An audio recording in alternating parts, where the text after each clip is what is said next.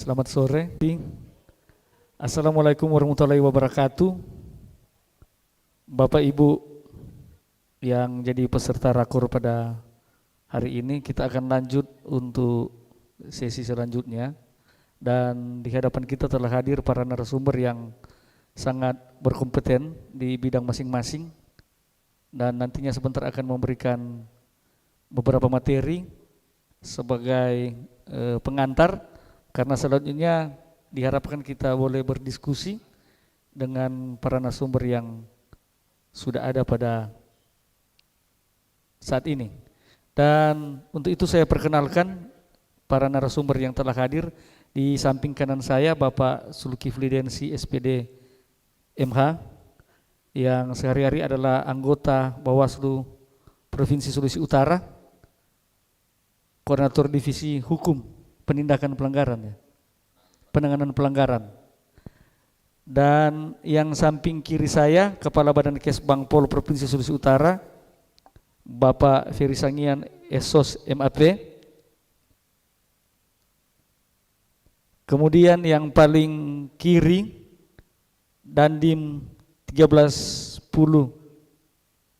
Bitung, Bapak Letkol Hanif Tupen.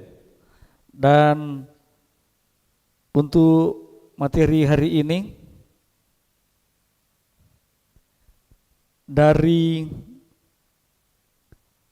Kepala Badan Kesbang Pol Provinsi Sulawesi Utara dengan materi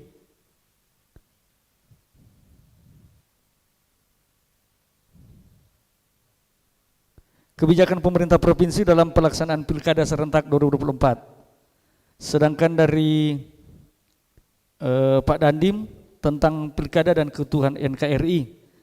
Sementara dari pimpinan Bawaslu Provinsi materi tentang penegakan hukum dalam pemilihan kepala daerah.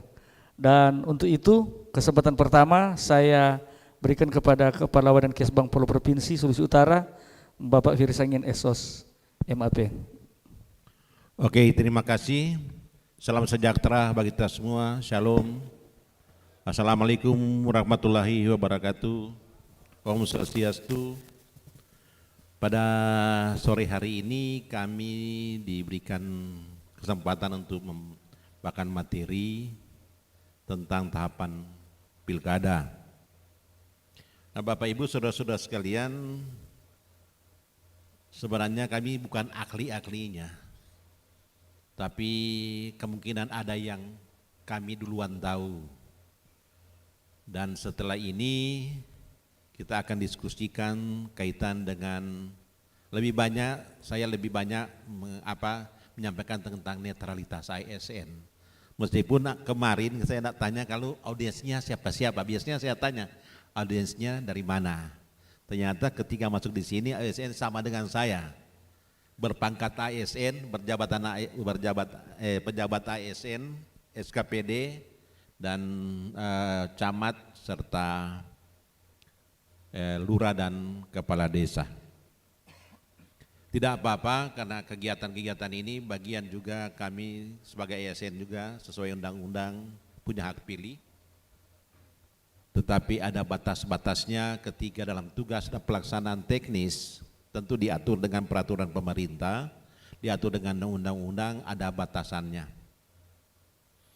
Yang hangat sekali di Sulawesi Utara ini yang terdaftar ada 18 partai politik. Termasuk juga ada partai politik yang ada di aktivitasnya di daerah di Kota Bitung, 18 partai politiknya. 18 partai politik, tapi kita bilang begini tadi di Sulawesi Utara, bahkan di seluruh Indonesia ada 38 provinsi, bukan cuma 18. Di Sulawesi Utara bukan cuma 18 partai politik. Ada satu partai politik yang selalu kita lihat dan selalu setiap sebelum tidur orang baca. Itu partai politik namanya Partai Politik Media Sosial. Betul? Partai politik yang tidak betul terjadi, dia bilang betul. Yang tidak betul terjadi di Bitung, dia bilang terkejadian di Bitung. Itu namanya Partai Politik Media Sosial. Makanya mengklaim bahwa calon kepala daerah yang terbaik adalah si A, si B, si C. Itu lebih banyak versi partai politik media sosial. Tetapi ada tahapan-tahapannya, tahapan pendaftaran dan tahapan penetapan. Itu ada aturannya. Kemudian yang menyukseskan pilkada adalah kita semua. Termasuk komisioner KPU, termasuk komisioner Bawaslu, dan kita semua sebagai aparat. Tapi ada rambu-rambu di situ.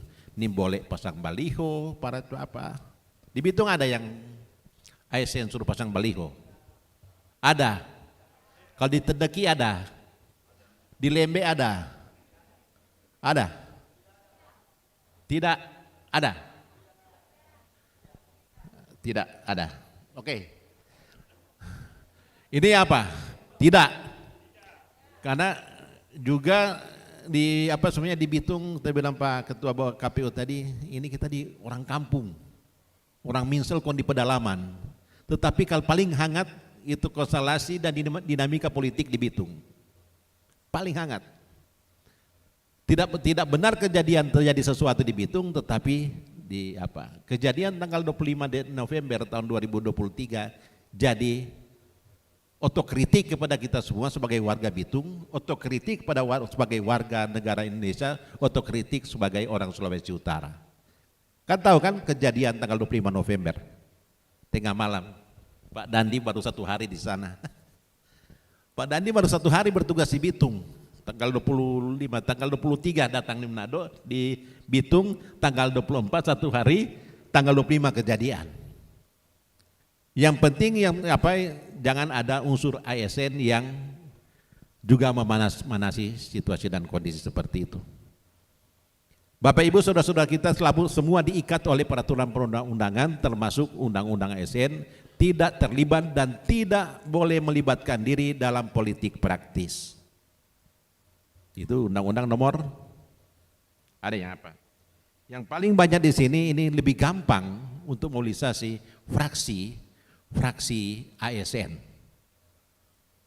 Gampang diatur. Kalau ASN itu mudah diatur, itu fraksi. Di DPR Bitung ada berapa fraksi? Mungkin 3 atau 4. Tetapi tambah 5, kalau di 4 fraksi yang resmi, ada 1 tambah fraksi lagi. Fraksi yang kelima, fraksi ASN. Nah kalau fraksi ASN ini gampang diatur dan susah-susah gampang.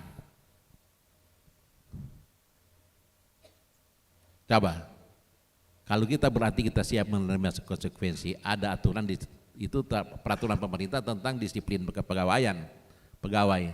Kalau dia terlibat politik praktis, pertama hubungan disiplin ringan, hubungan disiplin sedang dan hubungan disiplin berat, dan pemberhentian dalam jabatan pemberhentian sebagai ASN secara tidak hormat dan di saat itu dia diberhentikan sebagai ASN.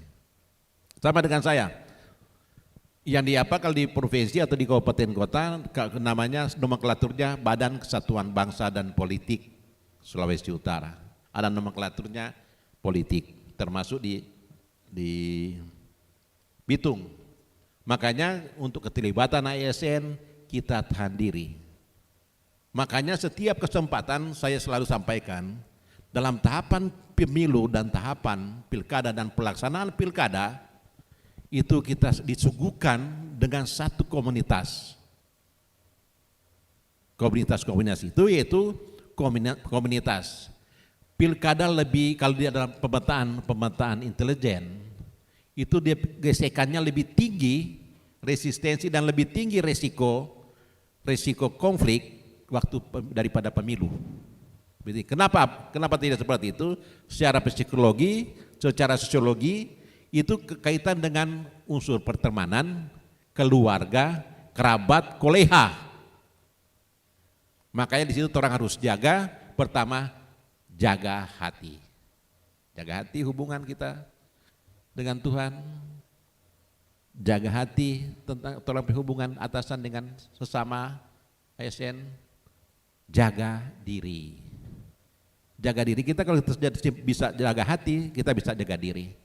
Yang terpenting ada yang ketiga. Semua ada medsos tuh. Jaga jari kita. Karena jari bisa kita memiliki jabatan sudah 30 tahun masa kerja bisa runtuh sekejap karena kita tidak tahu menjaga jari kita. Jaga jari kita nyeleneh ke sana kemari. Masalah di Bitung itu masalah yang apa? Kita bilang begini, di Bitung kalau ASN suka keluar, ini ada hal yang tidak tuntas. Tidak tuntas dalam kebijakan, tetapi yang saya yakin ASN Kota Bitung melek aturan. Kita tidak dilarang oleh undang-undang untuk memilih, karena kita punya hak pilih. Yang tidak punya hak pilih adalah TNI dan Polri yang tidak punya hak pilih bagi yang aktif. Tetapi kita ASN itu sipil, tapi ada aturan-aturan sipil termasuk ASN yang ada di Negara Kesatuan Republik Indonesia. Yang ada di kelurahan, paling di ujung tombak itu kelurahan, di lurah. Kelurahan, camat. Kalau setingkat OPD itu lebih banyak pada tataran kebijakan. Kalau operasional teknis itu lebih banyak pada lurah. Di Bitung berapa kelurahan? 69. Ini ada kota, ini kota tetapi ada daerah kepulauan. Nah ini potensi-potensi itu orang harus jaga, potensi konflik, potensi keterlibatan ASN. Tetapi kalau ASN juga ya apa boleh buat, ASN yang kumabal itu dia itu tanggungan sendiri untuk melanggar aturan. Kalau kita ini karena apa ada undang-undang mengamanatkan itu bebas menyatakan sikap, kemerdekaan untuk menyampaikan sesuatu, menyampaikan aspirasi. Tetapi kita jangan lupa kita diikat dengan aturan ASN. Ada ASN bab posting. Ada, kita lihat tadi pagi bilang ada satu. Mana dompet tambang satu? Itu dia apa? Itu terumpi adik. Tapi tersegor, jangan kok begitu. Kalau ada kekecewaan Pak oknum pemerintah, jangan taruh posting. Klarifikasi. Hanya ini kami cuma ingatkan karena itu kan itu wilayah aturan, bukan wilayah perasaan. Sekali lagi menjaga hati, jaga diri, jaga jari karena ini wilayah aturan. Kalau bicara wilayah perasaan, barangkali wali kota sepecat sama waktu Pak ASN seperti itu. Tapi karena wilayah regulasi. Ini juga kami ingatkan, nanti kita diskusikan sebentar, nanti juga kami berikan kesempatan untuk kita yang lebih aktif yang audiens. Itu Bapak Ibu Saudara-saudara sekalian, karena kepala OPD bukan tidak tahu aturan, orang so tahu semua, tapi orang seringkali suka langgar karena ada perintah pimpinan seperti itu. Yang saya garis bawahi karena hari-hari saat ini itu masa-masa pasang baliho. Tidak boleh pasang baliho, tidak boleh posting, apa-apa, apalagi wilayah-wilayah yang sangat sensitif. Masalah pribadi, jangan menyesal nanti kalau ada di yang itu aturan bisa menghukum, aturan yang dikeluarkan ASN dan itu bisa menghukum ASN itu sendiri. Saya kira demikian karena diberikan durasi 15 menit. Terima kasih, kita berkembang sebentar, kita berikan dengan kita berikan aplaus untuk materi dari Kabankes. Saya kira demikian, terima kasih kepada kita semua, shalom. Wassalamualaikum warahmatullahi wabarakatuh. Sobat KKHG Sansiote Sampate-pate Pekati Titu yang nama undang mana boleh balang seka Indo. Terima kasih, maka puluh sama. Tapi ya. Sekali lagi berikan aplaus untuk Kabankes Bangpol. Nanti sebentar yang ingin bertanya mungkin sudah ingin sekali bertanya, ditahan dulu, nanti setelah 3 narasumber baru kita panel untuk diskusi. Selanjutnya yang kedua dari Dandim 1310 Bitung tentang pilkada dan keutuhan NKRI. Disilakan. Baik, terima kasih atas kesempatan yang diberikan. Assalamualaikum warahmatullahi wabarakatuh. Shalom. damai di hati. Selamat sore, salam sejahtera untuk kita semua. Yang saya hormati Kepala Badan Kesbangpol Provinsi Sulut, Bapak Ferry J. Sangian, SOS. Yang kami hormati pula Bapak Zulkifli Densi, SPD MH, dari anggota Bawaslu Provinsi Sulut. Para hadirin OPD, para camat, para lurah yang dapat hadir pada sore hari ini. Saya diberikan kesempatan ya masing-masing mempemateri hanya 15 menit. Tapi tidak apa-apa, saya nanti loncat-loncat saja. Karena kalau semuanya saya bahas, mungkin waktunya Bapak Zulkifli nanti keambil sama saya nanti. Oke, lanjut. Saya izin berdiri.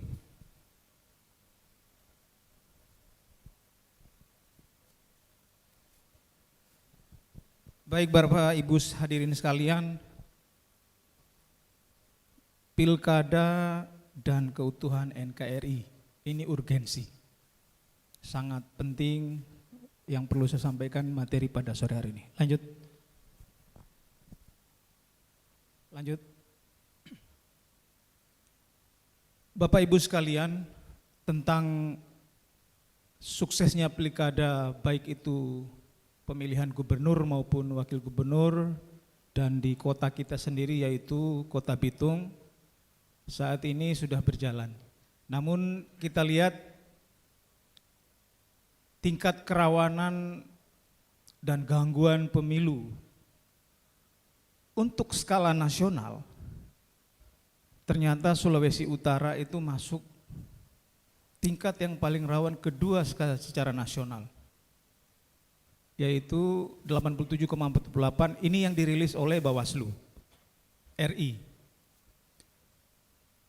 Tolok ukurnya apa? Pasti punya dasar. Entah itu pernah kejadian yang dahulu-dahulu, yang jelas ilmunya tidak mungkin ngarang-ngarang, pasti ada dasar hukum. Ada dasar, ada tolak ukur sehingga ditentukan Sulawesi Utara merupakan tingkat kerawanan kedua secara nasional.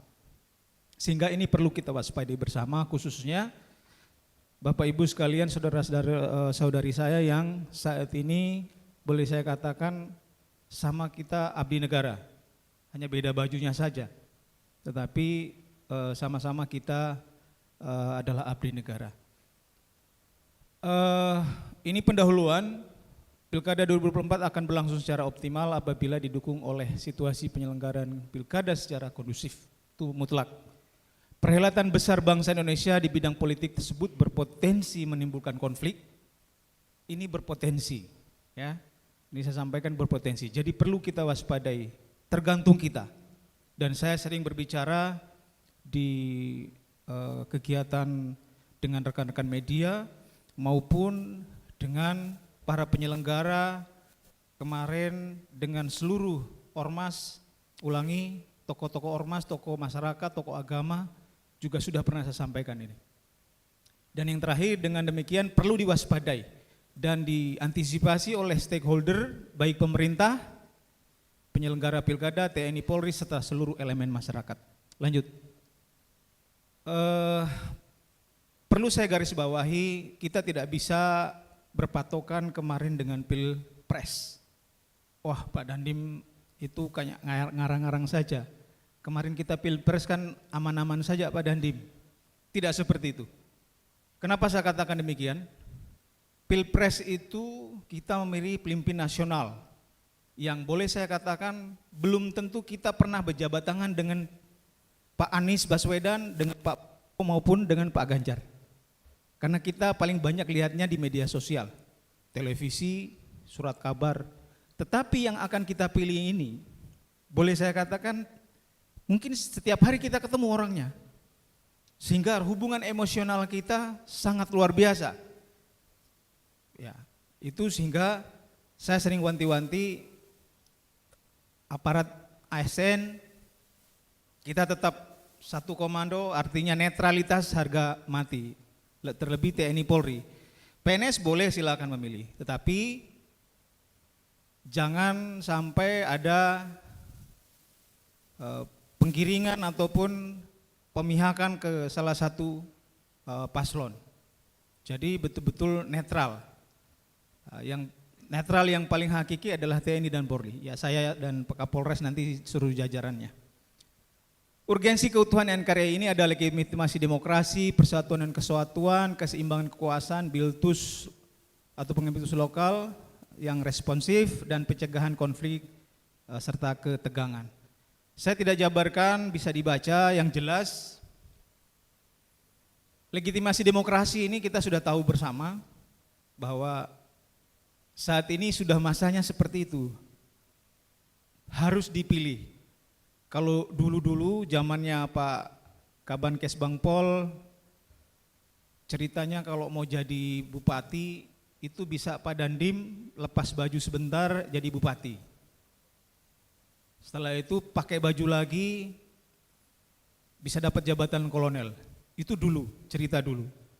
Sekarang TNI back to barak atau kembali ke barak, sekarang harus dengan proses pemilihan, legitimasi demokrasi. Lanjut, faktor yang mempengaruhi. Ini yang pertama ada kepemimpinan lokal, ada isu identitas, penanganan konflik lokal, pengaruh asing, dan kepatuhan terhadap konstitusi. Ini yang paling rawan adalah saya ngambil saja di poin nomor 2, yaitu isu identitas. Di mana isu identitas seperti agama, suku, etnis dapat dimanfaatkan oleh calon pemimpin memperoleh dukungan politik. Nah, ini kita selaku ASN tetap berpegang teguh. Artinya apa? Kita yang harus memberikan pengertian ataupun yang terdepan untuk mencegah hal-hal seperti ini. Jadi kita yang mencegah, bukan kita ikut-ikutan ke sana. Ini yang perlu kita waspadai. Pasti ada, mungkin tidak ada. Ini tidak bisa kita pungkiri. Tapi yang jelas jangan sampai isu identitas akan menjadi faktor yang memecah belah kita, mengakibatkan pilkada maupun pemilihan gubernur maupun pemilihan wali kota akan tidak kondusif, hanya hal-hal yang demikian. Lanjut.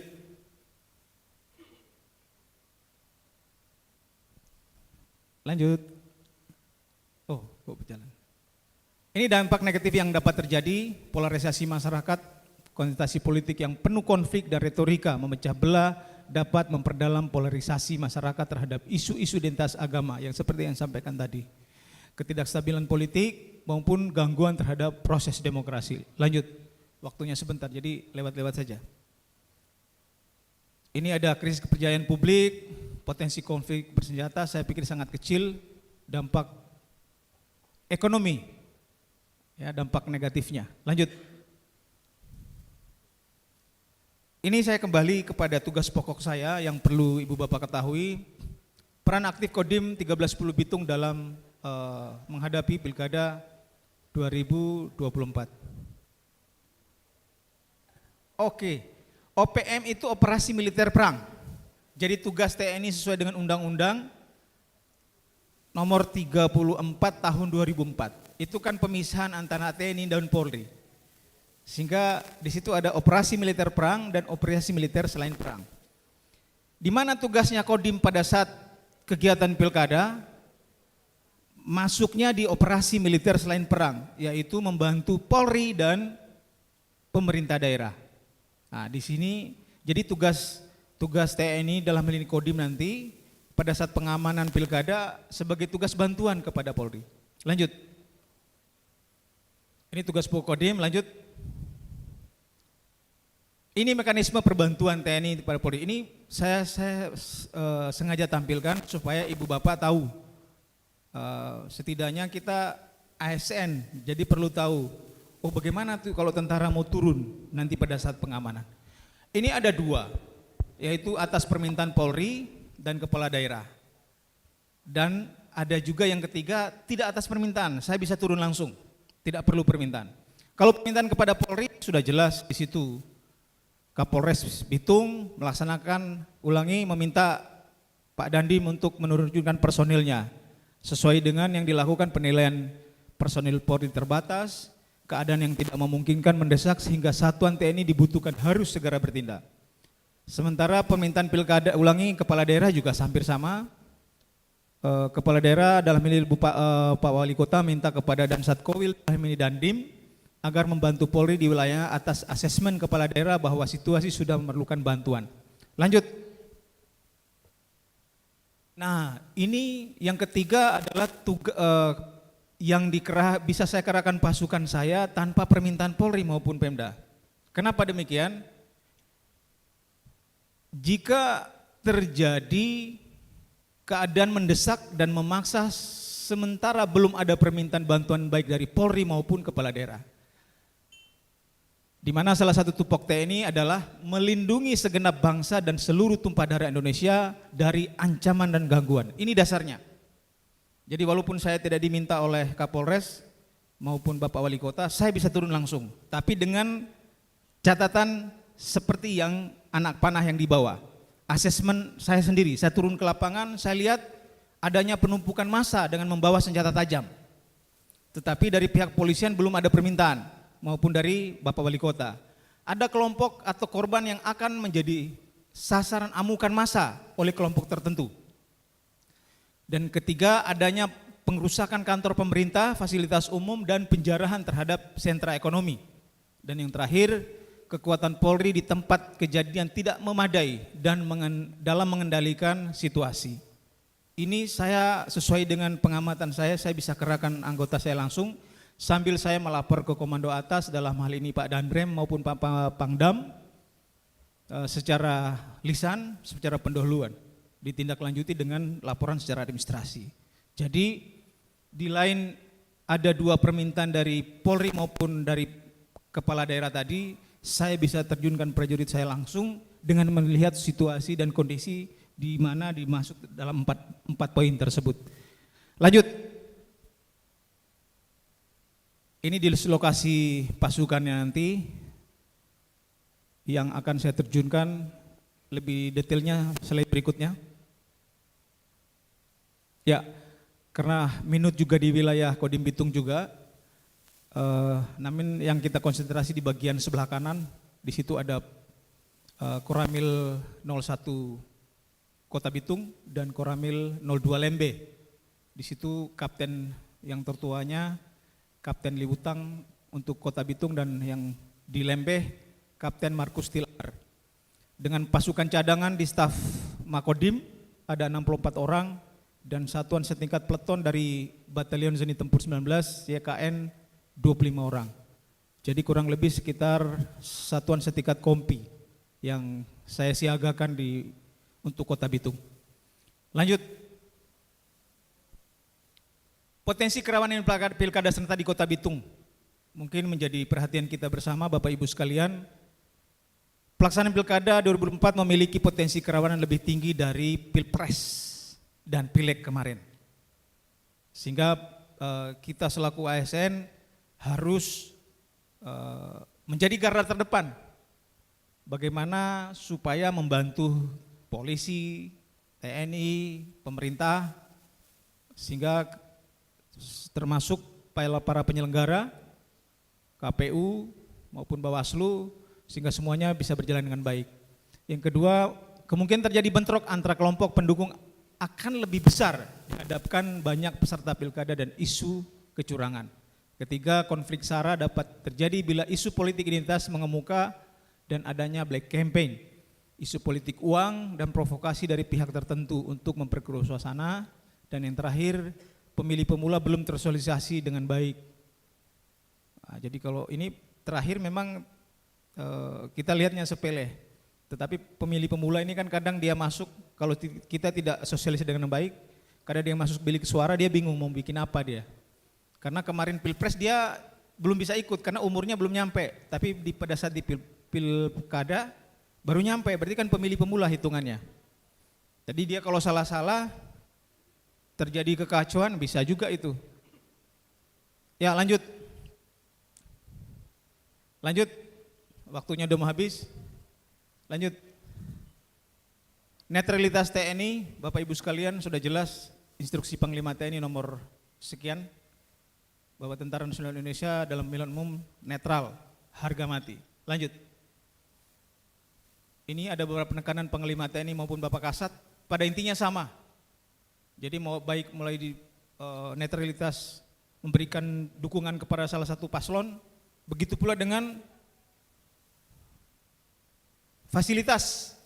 Jangan sampai kendaraan kantor TNI digunakan untuk kegiatan-kegiatan politik. Ini juga tidak boleh. Itu ada 5. Lanjut. Lanjut. Lanjut terus. Upaya mensukseskan pilkada, pendidikan politik dan partisipasi masyarakat, promosi persatuan dan toleransi, transparansi dan keterbukaan, penguatan institusi penegak hukum. Dalam hal ini Bawaslu, KPU, Gakumdu ya. Di dalamnya ada Bawaslu, ada Polri maupun dari Kejaksaan. Lanjut. Kampanye bersih dan santun, penyelesaian konflik secara damai, partisipasi aktif masyarakat, komitmen terhadap prinsip demokrasi. Lanjut, yang terakhir. Ini komitmen bersama, perlu saya tekankan, melalui patroli pengawasan, koordinasi dan aparat keamanan, komunikasi sosial dan elemen masyarakat dengan elemen masyarakat. Netralitas, saya ulangi secara terus menerus, tidak terlibat dalam konflik politik yang mungkin timbul sebelum, selama, sesudah pilkada, serta memastikan para prajurit tidak terlibat. Ya, boleh diselipkan di situ ASN juga. Dialog koordinasi, penyelesaian konflik dan pemberdayaan masyarakat. Lanjut.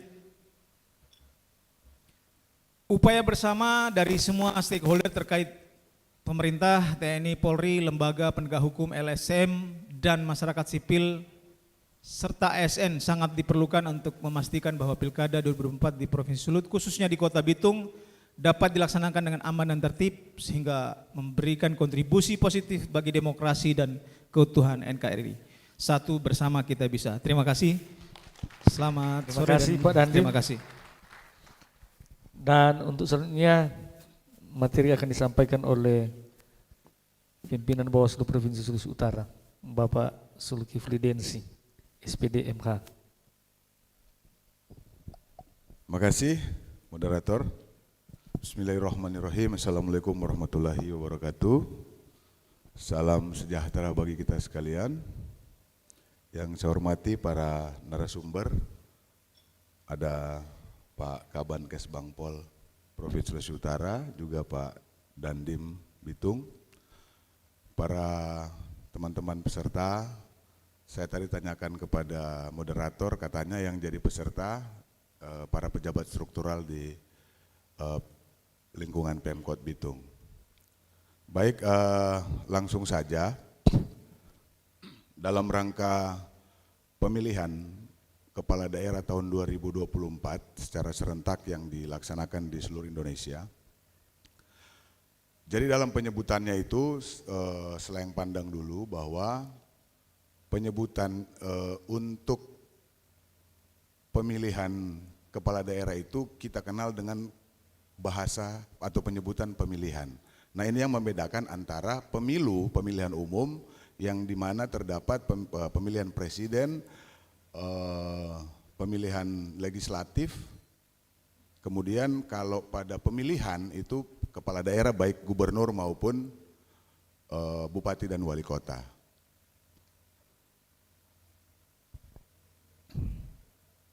Dalam melaksanakan tugasnya, Bawaslu diamanatkan oleh Undang-Undang 7 karena Bawaslu Republik Indonesia, seluruh penyelenggara, Bawaslu, KPU maupun DKPP.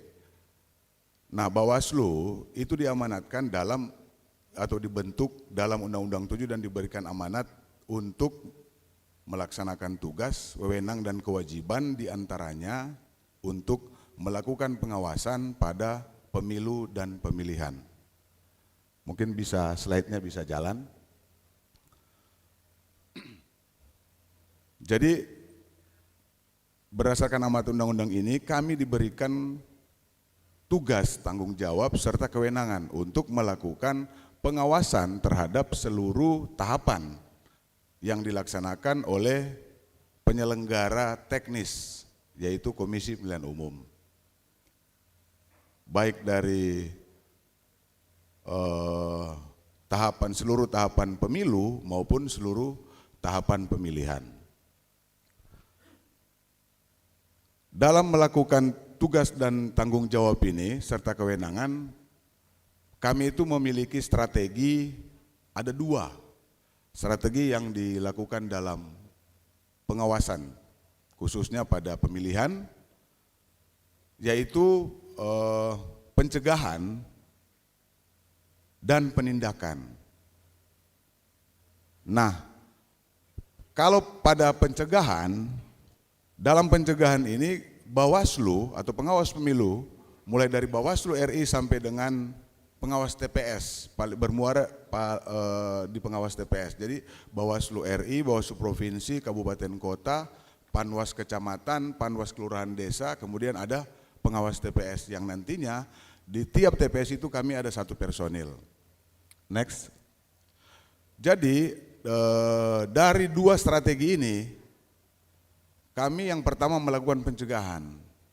Pencegahan yang dilakukan berupa kegiatan-kegiatan yang kiranya nantinya mampu untuk melakukan sebuah pencegahan terhadap potensi-potensi dugaan pelanggaran yang kiranya akan terjadi. Banyak di semua tahapan, mulai dari tahapan daftar pemilih, data pemilih, sampai dengan penetapan hasil pemilihan. Ini kami melakukan pencegahan. Jadi langkah-langkah pencegahan, langkah-langkah preventif yang dilakukan oleh kami, melakukan pencegahan dengan surat himbauan. Biasanya surat himbauan kita sampaikan kepada yang pertama Komisi Pemilihan Umum sesuai tingkatan, kemudian kepada pemerintah daerah sesuai tingkatan juga. Kemudian pada stakeholder yang kiranya berpengaruh dalam pelaksanaan pemilihan serentak. Jadi kami memberikan himbauan itu berupa atau merupakan bagian dari pencegahan yang dilakukan. Atau misalnya ketika ada satu kejadian yang nantinya berpotensi untuk dilakukan, untuk terjadinya sebuah pelanggaran. Misalnya contoh dalam kampanye kemudian ada pelibatan ASN di dalam kampanye. Nah, Bawaslu bertugas untuk mengingatkan ini, petugas kampanye. Mengingatkan petugas kampanye agar supaya tidak melibatkan aparatur sipil negara TNI Polri. Yang jelas-jelas dilarang pada pasal 70 ayat 2 Undang-Undang 10 tahun 2015. Nah, dari hal-hal yang dilakukan ini, dari pencegahan dilakukan, kemudian tidak ditindaklanjuti, maka kami melakukan yang namanya penindakan. Penindakan di sini juga ada di 2 unsur, yaitu penanganan pelanggaran juga penyelesaian sengketa. Nah, penindakan yang dilakukan ketika hal tadi yang saya sampaikan bahwa sudah terjadi dugaan pelanggarannya dan sudah diberikan pencegahan, akan tetapi ini masih tetap terjadi, maka kami melakukan penindakan. Nah, penindakan ini juga bisa berasal dari laporan masyarakat. Jadi pintu masuk untuk penanganan pelanggaran itu ada 2. Yang pertama dari hasil pengawasan langsung pengawas pemilu, kemudian yang kedua laporan masyarakat. Masyarakat datang memberikan laporan secara resmi kepada kami, kemudian kita akan proses sesuai dengan prosedur peraturan perundang-undangan yang berlaku. Nah, kami berharap untuk pemilihan ke depan, pencegahan kami ini berjalan dengan maksimal. Sehingga penanganan pelanggarannya atau penindakannya ini dapat diminimalisir. Jadi berbagai upaya telah dilakukan oleh Badan Pengawas Pemilu Provinsi Sulawesi Utara dan jajaran kami untuk kiranya dapat melakukan pencegahan di awal, menginformasikan, memberikan himbauan dan sebagainya, sehingga potensi-potensi untuk terjadinya sebuah pelanggaran ini bisa ditekan. Next. Nah, kenapa harus ada penegakan hukum pada pemilihan kepala daerah serentak tahun 2024? Hal ini mencakup kami melindungi dan menjaga kesetaraan hak pilih warga negara. Jadi tugas kami juga untuk menjaga bersama dengan KPU. Kemudian menjaga profesionalitas penyelenggara pemilihan. Nah, ini yang sangat disayangkan ketika seorang penyelenggara berpikir sebagai kontestan. Ini yang susah. Karena tidak menutup kemungkinan ada penyelenggara yang berpikir atau sudah jauh terlibat dalam kontestasi yang berlangsung gitu. Tidak lagi menunjukkan integritasnya ataupun secara diam-diam melakukan komunikasi politik dan sebagainya. Nah, tujuan dari penegakan hukum ini diantaranya adalah menjaga profesionalitas dari penyelenggaraan pemilihan. Kemudian memberikan kepastian dan jaminan legitimasi proses dan hasil pemilihan. Hasil dari pemilihan tersebut dibutuhkan kepercayaan publik, trusting publik di sana. Yang dibutuhkan dari kami adalah salah satunya publik, penyelenggara pemilu itu membutuhkan trust dari masyarakat terhadap hasil pemilihan tersebut. Next.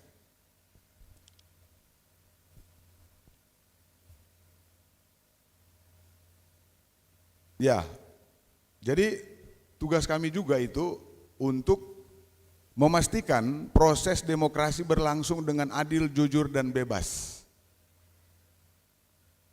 Berlangsung dengan adil, tidak ada pihak-pihak yang dirugikan, kemudian jujur, tidak ada kecurangan-kecurangan yang terjadi, kemudian bebas bagi pemilih untuk menyampaikan pilihannya sesuai dengan hati nurani. Kemudian mencegah pelanggaran pemilihan dengan penegakan hukum yang kuat. Adanya pelanggaran hukum yang dapat merusak integritas pemilihan. Bawaslu memastikan semua peserta pemilihan memiliki peluang yang sama dan adil dalam bersaing. Jadi kami harus memastikan itu, bahwa memang semua ini sama diberlakukan. Pemberlakuan atau perlakuan KPU, teman-teman KPU terhadap semua kontestan itu sama, setara, tidak dibeda-bedakan. Karena mungkin si A atau si B ada hubungan dan sebagainya, ini tidak bisa. Jadi kami memastikan bahwa seluruh hak-hak dari peserta pemilihan itu diperoleh secara sama, diperoleh dengan adil. Kemudian menghindari manipulasi hasil. Jadi Bapak Ibu sekalian, ada pengalaman yang ingin saya share di tempat ini.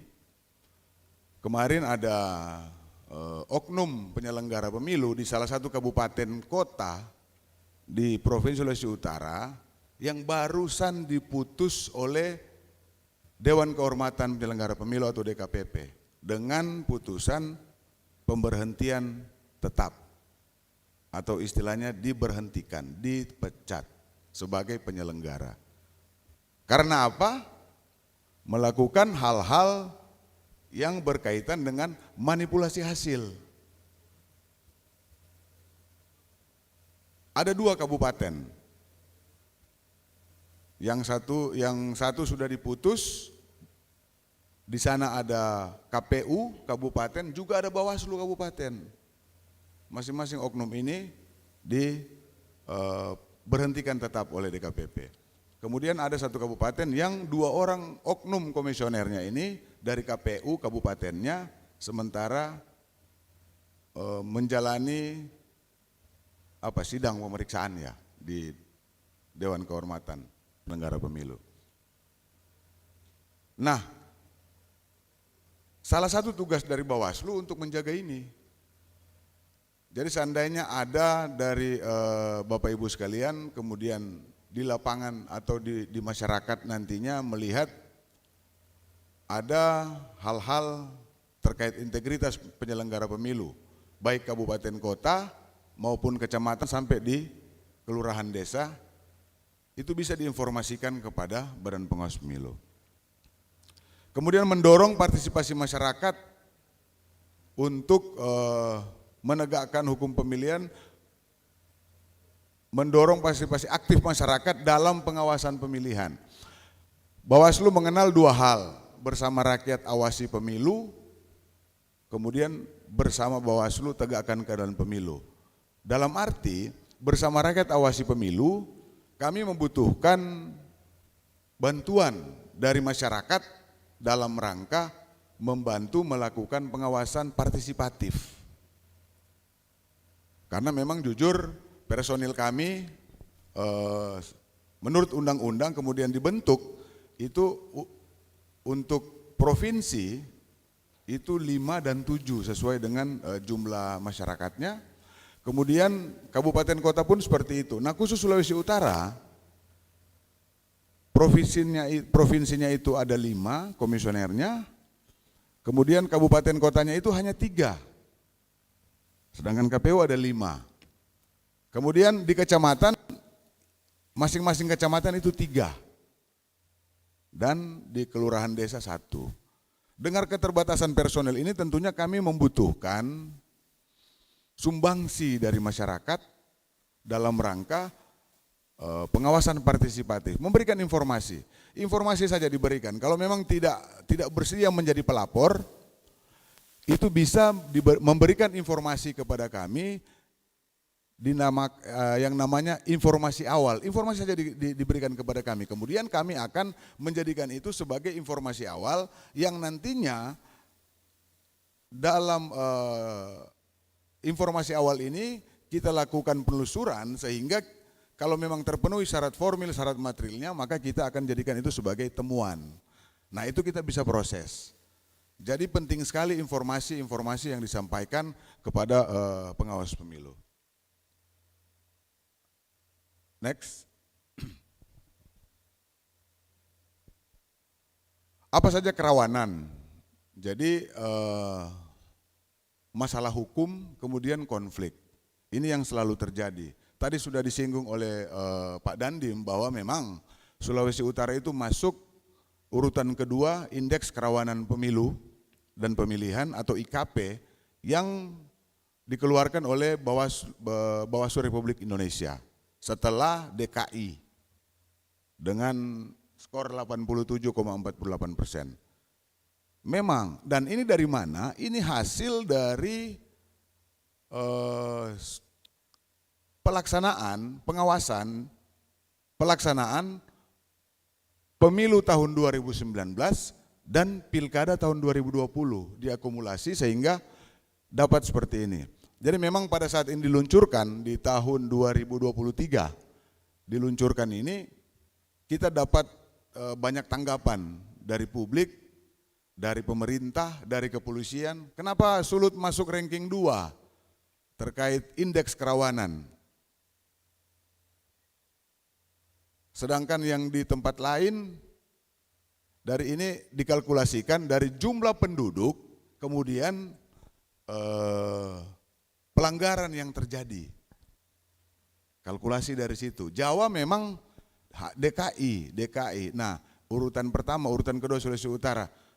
Jawa Barat, Jawa Timur, Jawa Tengah apalagi kemarin waktu pemilu 2019 banyak yang terjadi, akan tetapi jumlah penduduknya kita lebih sedikit ketika dibahagi antara jumlah penduduk dengan pelanggaran yang terjadi, maka kita masuk di 87,48%. Ini hasil dari pengawasan pada pemilu tahun 2019 dan pilkada tahun 2020. Nah, apa saja masalah hukum dalam pemilihan? Yang pertama, administrasi pemilihan. Administrasi pemilihan ini lebih dikenal dengan pelanggaran administratif yang biasanya dilakukan oleh penyelenggara pemilu, penyelenggara teknis maksudnya, KPU dan jajarannya, atau bahkan dilakukan oleh peserta, tapi yang berhubungan dengan administrasi. Kemudian pidana pemilihan. Nah, pidana pemilihan ini tidak hanya peserta pemilu atau peserta pemilihan, akan tetapi bisa juga subjek hukumnya itu ada di penyelenggara pemilu, tim kampanye, dan masyarakat. Ada sedikit perbedaan terkait Undang-Undang 7 dan Undang-Undang 10. Undang-Undang 7 ini undang-undang tentang pemilu kemarin yang barusan kita lewati, dan yang ke depan ini yang sekarang ini adalah Undang-Undang Pemilihan, Undang-Undang Nomor 10 tahun 2016. Perbedaannya di Undang-Undang 7, subjek hukumnya itu kebanyakan secara umumnya, subjek hukumnya itu kalau urusan money politik itu yang memberi. Akan tetapi kalau di undang-undang pemilihan, pemberi dan penerima. Jadi dua. Dia yang memberikan dan yang menerima. Untuk undang-undang pemilihan. Nah, makanya tadi saya sampaikan bahwa untuk pidana pemilihan ini subjek hukumnya bisa mencakup berbagai aspek ya. Kemudian sengketa proses pemilihan. Sengketa itu ada akibat surat keputusan yang dikeluarkan oleh Komisi Pemilihan Umum. Kemudian peserta pemilihan, dalam hal ini pasangan calon, merasa keberatan dengan hasil surat keputusan yang diterbitkan oleh Komisi Pemilihan Umum, maka undang-undang membuka ruang untuk adanya sengketa proses pemilihan. Nah, itu di Bawaslu. Kemudian sengketa hasil pemilihan. Sengketa hasil pemilihan itu kita kenal dengan istilah sidang di Mahkamah Konstitusi.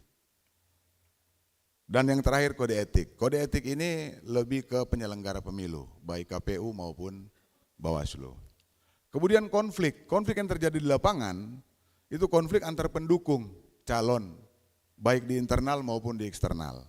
Ya biasalah dalam sebuah kontestasi pasti ada yang pro, ada yang kontra. Nah, ini yang jadi menjadi fokus dari kami juga untuk melakukan pencegahan ya. Kemudian konflik peserta pemilihan dengan aparat keamanan. Konflik peserta pemilihan dengan penyelenggara dan konflik peserta pemilihan dengan masyarakat bukan peserta. Ini biasalah saling mendukung dan sebagainya. Nah, ini akan menjadi tanggung jawab dari pihak kepolisian dan TNI untuk mengatasi kiranya ke depan terjadi konflik. Next.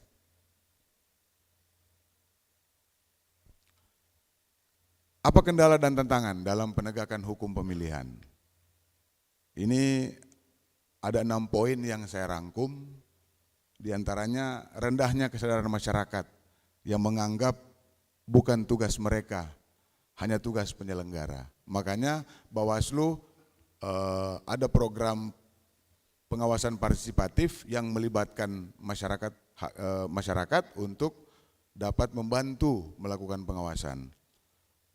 Kemudian kultur dan budaya, kemudian keluarga, regulasi yang belum ramah pada partisipasi masyarakat, geografis, dan yang terakhir pengetahuan tentang pemilihan yang masih kurang.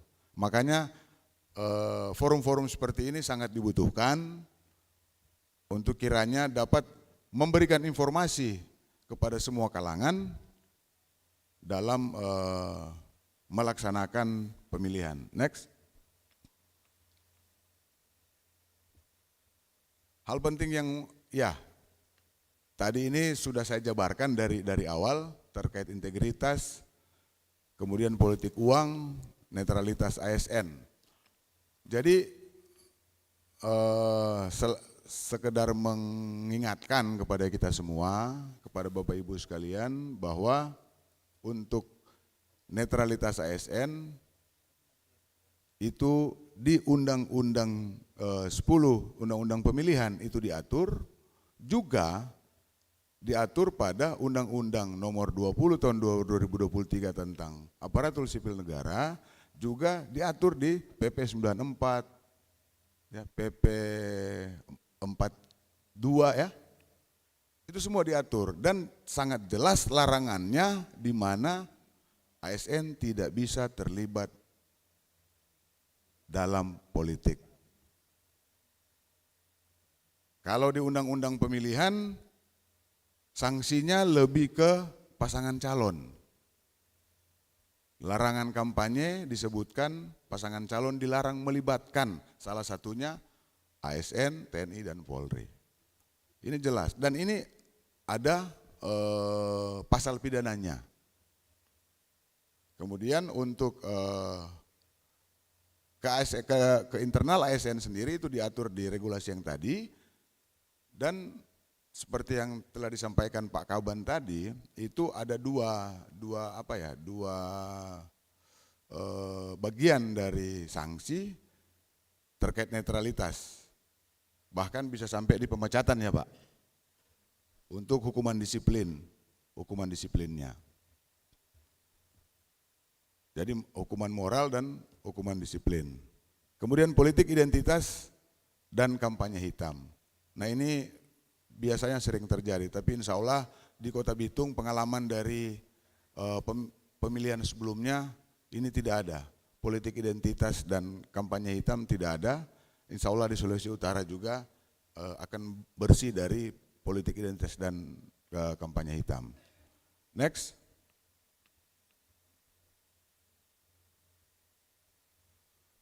Kemudian hasil yang diharapkan tentunya yang pertama peningkatan partisipasi pemilih. Kemudian keterlibatan yang lebih tinggi di kalangan terutama pemilih milenial. Karena banyak ini generasi Z atau generasi milenial yang sudah cukup umur dan sudah menjadi pemilih. Nah, membutuhkan keterlibatan dari generasi ini.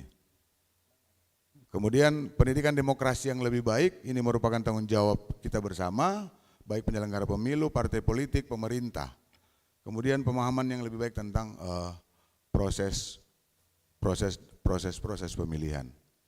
Kiranya ini yang dapat kami sampaikan dalam kesempatan ini, dan saya kembalikan kepada moderator. Billahi taufiq wal hidayah. Wassalamualaikum warahmatullahi wabarakatuh. Terima kasih pimpinan Bawaslu Provinsi.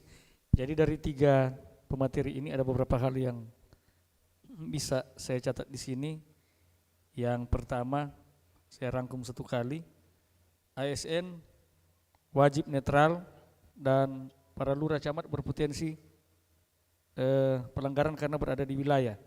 Kemudian IKP Sulawesi Utara, indeks kerawanan pemilu nomor 2 di Indonesia, ini wajib diwaspadai. Menyangkut keamanan dari Kodim bisa melakukan pembantuan tanpa diminta ataupun juga diminta. Strategi pengawasan dari Bawaslu ada 2, pencegahan dan penindakan pelanggaran. Mungkin ini sedikit catatan dan saya buka ruang diskusi pada sore hari ini. Untuk tahap pertama dibuka 3 penanya. Silakan. Pak Nimrod. 1, 2 dari belakang, 3. Nanti Pak Kaban sesi 2 ya.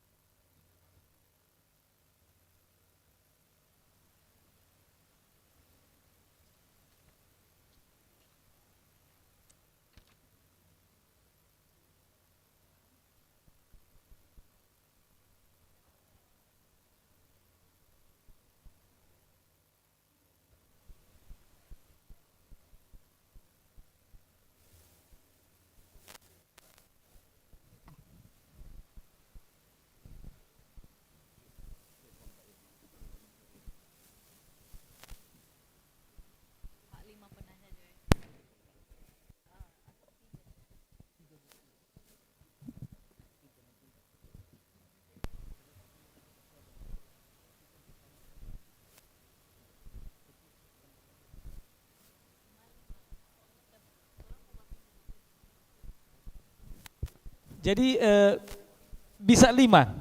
Jadi berarti Pak Kaban masuk, 1 lagi. Tadi sudah ada 4 penanya yang angkat tangan. Kita hanya buka 1 sesi karena setelah ini ada kegiatan lain. 5 ya? Pas. Terima kasih. Mohon izin sementara duduk. Pak Moderator, para panelis yang saya hormati. Pertanyaan ini memang tadi dalam sesi yang disampaikan oleh pihak Polres, saya mau angkat tapi keterwakilan masih menurut saya harus seimbang. Dan di momen saat ini para panelis sudah tergambar ada keterwakilan untuk bisa menjawab pertanyaan ini. Yang pertama saya tujukan kepada Bawaslu, Divisi Penegakan Aturan atau Hukum, yang sekarang ini untuk aktivitas masyarakat, sosial maupun keagamaan, apalagi dalam sesi pemotretan kadangkala kita harus menunjukkan angka-angka gestur dalam bentuk tangan. Salam 1 jari, 2 jari, 3 sampai 5 jari. Nah, apakah ini masuk kategori pelanggaran ringan? Ataukah ini diabaikan dan memberikan respon ketika melihat status seseorang di media sosial, like, apakah itu juga masuk cakupan pelanggaran ringan ataupun itu sudah masuk dalam pidana, pelanggaran pemilihan. Dan khususnya kami para ASN, ketika kami selesai bertugas, kami juga masyarakat biasa yang punya kewajiban serta hak untuk menentukan pilihan.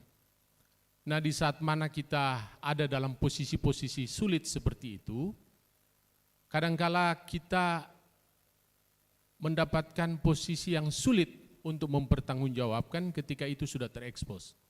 Langkah-langkah apa kira-kira kami ketika tergambar dalam satu momen itu untuk pembelaan kepada kami para ASN, agar kami tidak kelihatan kikuk dalam pertemuan-pertemuan, dalam ibadah atau apa, pesta kawin, jadi semacam orang yang tidak tahu atau tidak kenal kepada siapa. Nah, dalam bentuk kepura-puraan ini tidak berlaku dalam masa pemilihan. Kembali kepada jati diri kita, bisa bersosialisasi dan tidak jadi kikuk. Itu barangkali yang saya mau tujukan kepada Bawaslu, apakah itu melanggar aturan netralitas Undang-Undang Aparatur Sipil Negara Undang-Undang Nomor 20 tadi. Yang kedua, kami tujukan kepada Kesbangpol dan juga Pak Dandim 1310 Bitung. Masalah ini sebenarnya sudah dilupakan, tetapi karena tempat disentil oleh Pak Kaban Kesbang, menyangkut peristiwa catatan hitam yang terjadi di Kota Bitung pada tanggal 25 November 2023. Bentrok antara 2 ormas yang berakibat rusuh, yang gaungnya bukan cuma secara nasional tetapi internasional, dan memposisikan Kota Bitung seperti kota yang intoleran, sangat-sangat tragis. Kota Bitung ini yang kita jaga bersama kebinekaan bisa bobol hanya karena sebuah peristiwa yang sebenarnya dari sisi pengamatan kami bisa diantisipasi. Nah, peran Kesbang Pol dalam posisi pemberian izin ataupun apa yang menyangkut keterlibatan massa, bahkan juga intelijen daerah, di mana dalam posisi itu. Dan mohon maaf kepada Pak Dandim yang baru sehari melaksanakan tugas pada waktu itu, dalam posisi yang paparan yang Pak sampaikan tadi sebagai Dansatwil, apakah di saat itu Bapak bisa menegakkan posisi force majeure tadi, Bapak mengambil posisi untuk bisa mengamankan? Karena dalam tayangan video-video singkat yang beredar sepertinya Kodim ataupun aparat itu tidak kelihatan peran di saat itu. Padahal kan salah satu unsur bahwa membawa sajam atau senjata itu sudah harus diantisipasi. Jadi barangkali kami dapat pencerahan untuk kedepannya tidak terjadi atau terulang kembali. Demikian, terima kasih. Lanjut.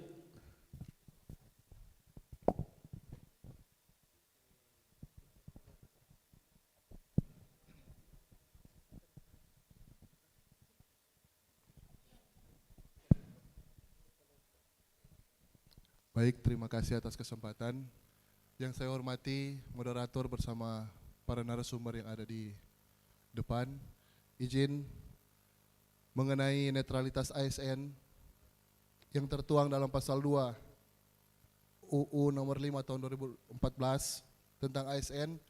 Dalam undang-undang tersebut disebutkan bahwa salah satu penyelenggaraan kebijakan dan manajemen ASN mengacu pada asas netralitas.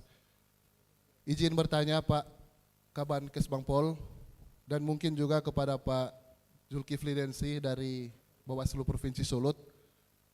Saya pernah membaca waktu Pilpres ada suatu kejadian di suatu tempat.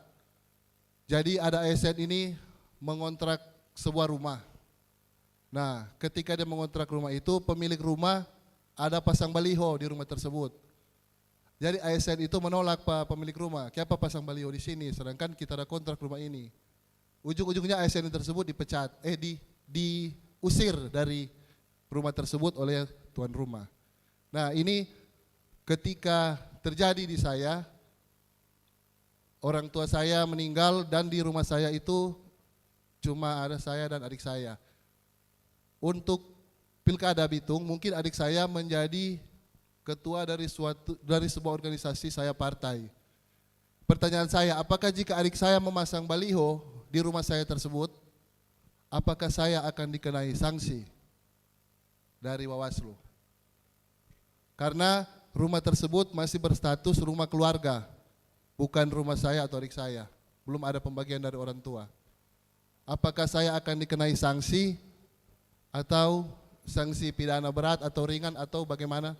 Itu yang jadi pertanyaan saya kepada Bawaslu juga kepada Kaban Kesbang Pol. Terima kasih.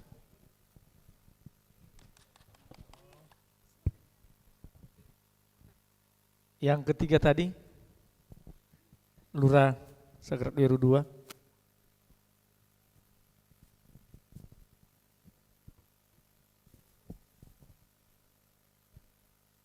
Selamat sore, mohon izin pimpinan. Mungkin pertanyaan kami lebih ditujukan ke izin Pak Dandim. Tadi sudah dipaparkan bahwa Sulawesi Utara masuk dalam 15 daerah tingkat kerawanan pilkada dan Sulut nomor 2 di Indonesia. Mohon izin Pak, apakah kalau di Sulut khusus Kota Bitung memang ada berpotensi, dan mohon izin Pak, apakah di Bitung daerah-daerah mana sebagai gambaran apakah memang rawan atau berpotensi dalam hal menjelang pilkada atau pilkada. Mungkin itu Pak yang bisa kami sampaikan. Makasih Pak. Terima kasih. Yang selanjutnya Pak Kaban Bapeda.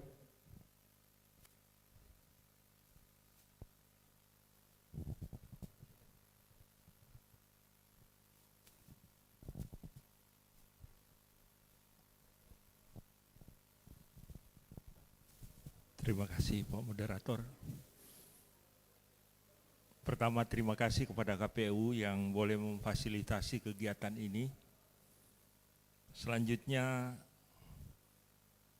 kami mulai dari Pak Kaban Kesbang Pol Provinsi Sulawesi Utara. Baru-baru Pak Mendagri menjelaskan di pers bahwa ASN itu boleh mengikuti kampanye. Kalau saya salah tolong diluruskan Pak, termasuk Pak Zulkifli. Yang kedua, kebijakan provinsi dalam kaitan dengan Kesbang Pol untuk kota Pak. Secara khusus tentu Kota Bitung. Yang kedua bagi Bapak Dandim, tentu terima kasih Pak Dandim. Teman-teman kami di lapangan tentu para lurah, para camat tentu teman sekerja adalah Pak Dandim dan Ramil dan Pak Babinsa. Bagaimana terhadap hal tersebut dalam persiapan-persiapan penguatan kapasitas secara bersama-sama menyambut pemilihan ini di lapangan Pak, tentu sangat diharapkan kerjasama dengan kami. Kemudian Pak Zulkifli, terima kasih Pak Zulkifli. Ada hal yang menarik Bapak kemukakan tadi menyangkut partisipatif. Kami di pemerintah ada organisasi kita namanya Korpri Pak. Tentu penguatan terhadap pengawasan itu Korpri juga harus senantiasa diberi peran Pak. Alangkah baiknya dalam kaitan persiapan ini penguatan terhadap Korpri itu tidak dapat senantiasa diberi mendorong kepada pemerintah untuk diberi penguatan dalam hal bimbingan penyuluhan terhadap seperti hal ini. Agar kita dapat melaksanakan pilkada dengan damai dan tidak ada konflik. Dan tidak kalah pentingnya Pak Zulkifli, Pak Dandim, Pak Kaban, kontak-kontak nomor kontak person untuk mempercepat koordinasi Pak. Maksudnya nomor-nomor HP, WA dan sebagainya bagi kami di lapangan. Karena kami juga tidak dilepaskan daripada sasaran tembak. Maju kena, mundur kena. Tapi kami harus melaksanakan hak dan kewajiban kami berdasarkan tugas pokok yang ada pada kami. Demi bangsa dan negara, demi Provinsi Sulawesi Utara dan demi Kota Bitung yang tercinta. Amin. Demikian para penanya. Masih ada satu terakhir.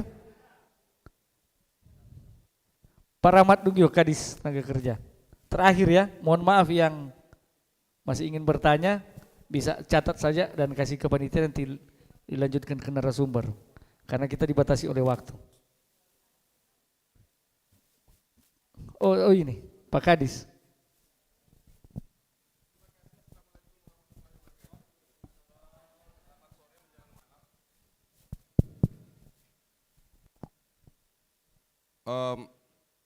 Terima kasih atas kesempatan yang diberikan kepada saya, yang kami hormati narasumber dan moderator.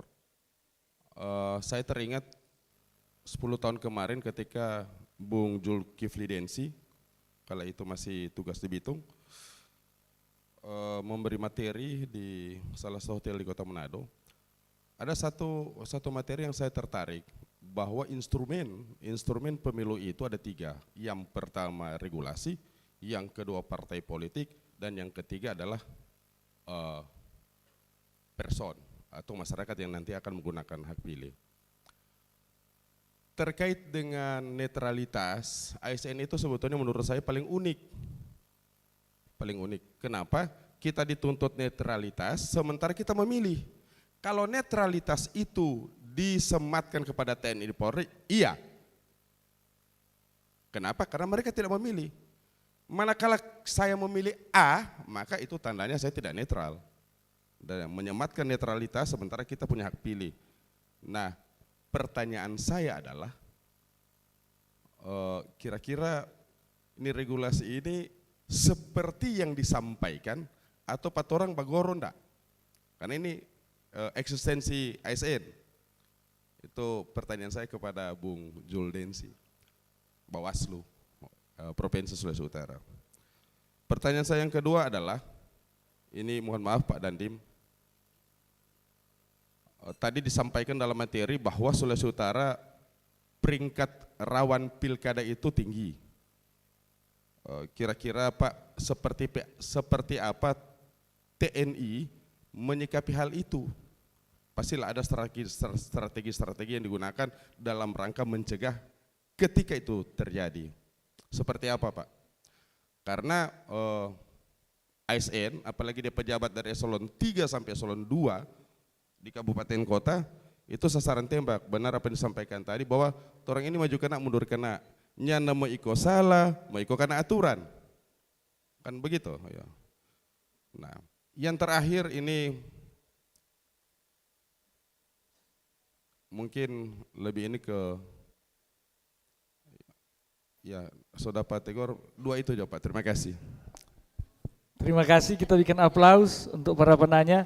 Dan ini dari beberapa pertanyaan lebih banyak ke Bawaslu dan Kes Bangpol, dan untuk itu kesempatan pertama saya serahkan kepada Bawaslu Provinsi.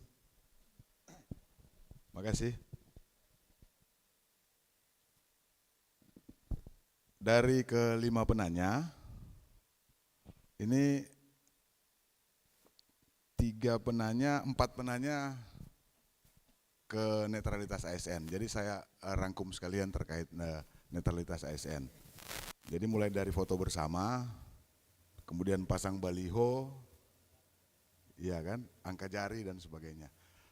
Tahun 2022 itu ada yang namanya SKB, surat keputusan bersama antara Mendagri, Kemenpan-RB, BKN, Komisi ASN dan Bawaslu. Itu tanggal 22 September tahun 2022. Nah, di situ merupakan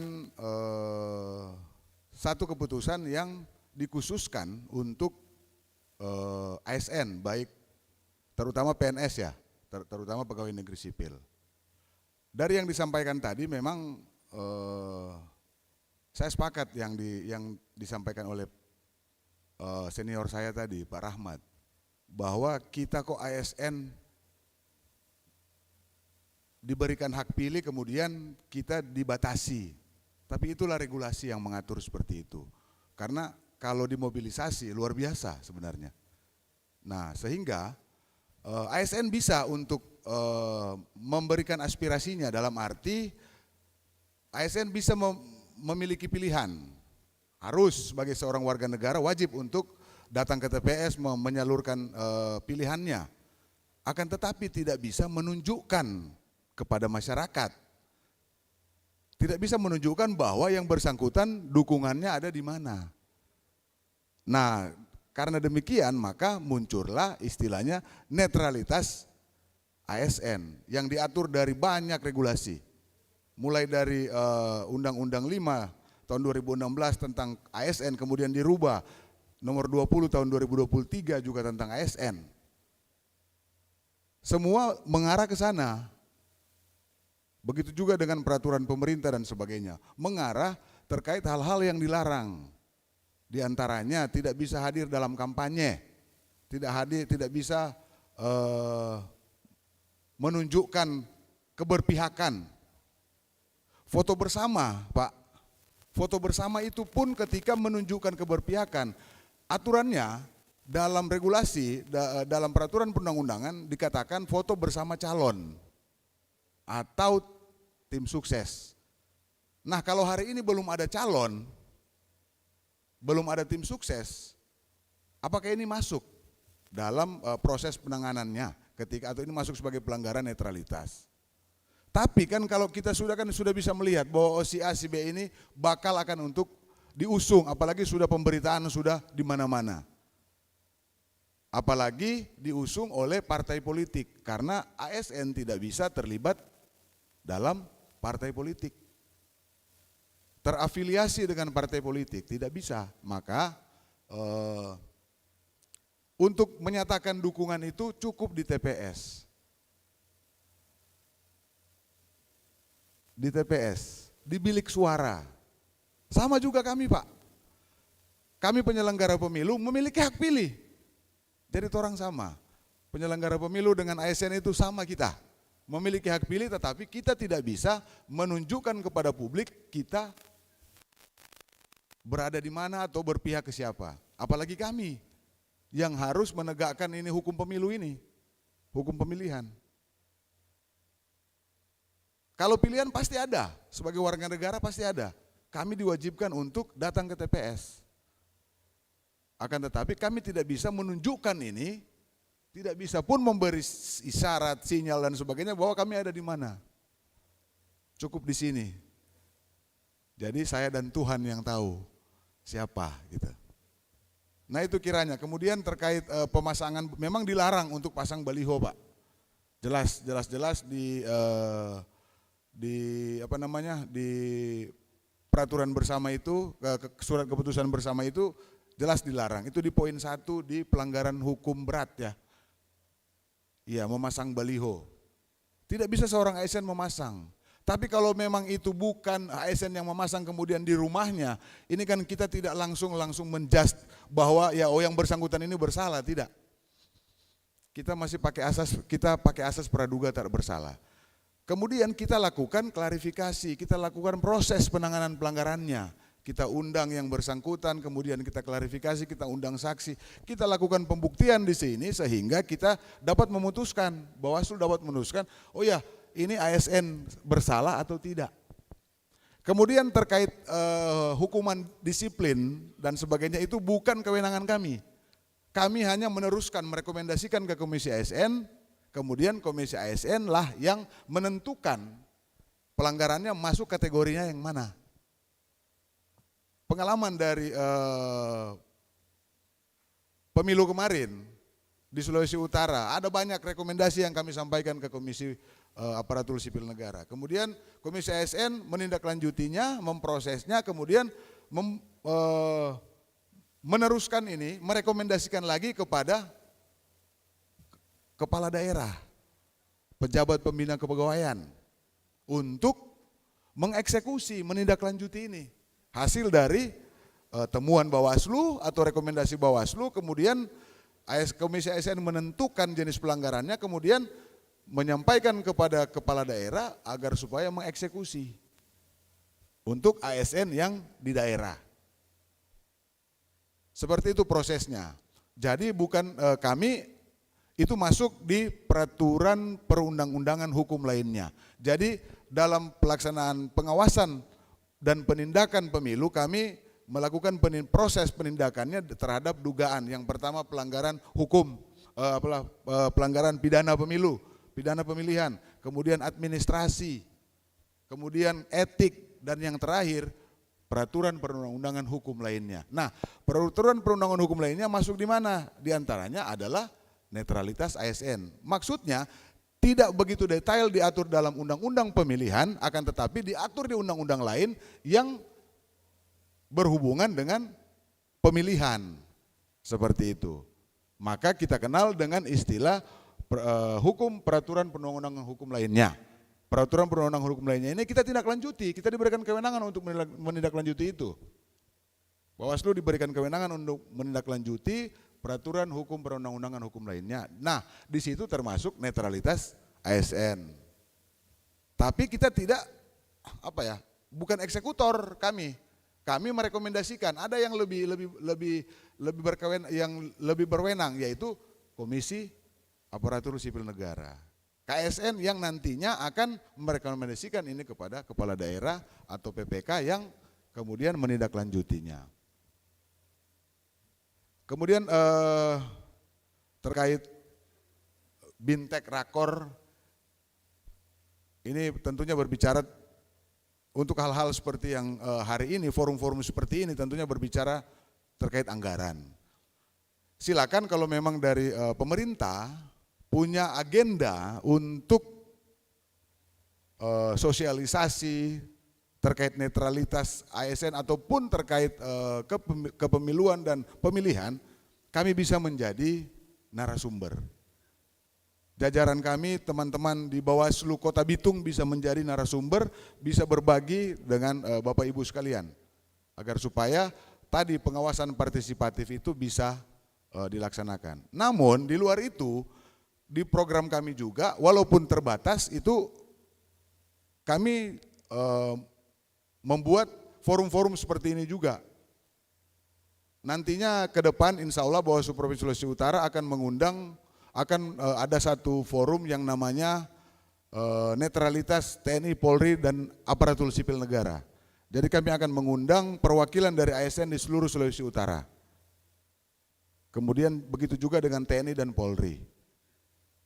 Nah, di situ kita akan seperti pada pemilu kemarin, kita akan buat sebuah deklarasi di mana kita sama-sama akan netral untuk pelaksanaan pemilihan serentak tahun 2024. Saya kira itu, terima kasih. Terima kasih. Dan selanjutnya ke Kaban Kesbang Pol dan terakhir dari Pak Dandim. Oke, terima kasih. Saya yakin PNS yang hadir di sini bervariasi. Masa kerjanya dari 5 tahun, 10 tahun, bahkan juga sudah yang 30-an tahun. Ya mungkin kawan Bapak Litbang atau apa? Bapeda. Ini mungkin seperti itu. Perlu diketahui juga saya juga anggota Korpri. Apa sih ini anggota Korpri? Lebih banyak dalam implementasi politik itu korban perintah. Korpri itu korban perintah. Coba kalau ada wali kota perintah, kamunya dan bukan pejabat. Iya toh? Korban perintah dalam tanda kutip. Tapi ada rambu-rambunya ASN.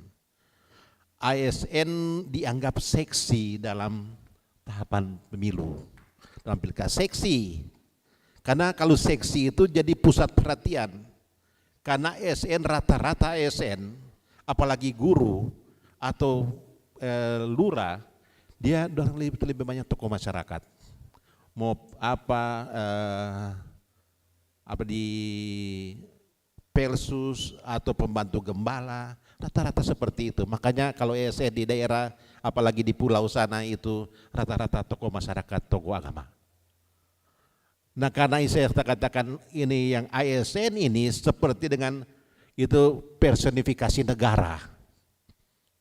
Kalau secara personifikasi negara, nanti kita lihat yang slide saya gambarkan untuk ASN. Coba next slide tadi.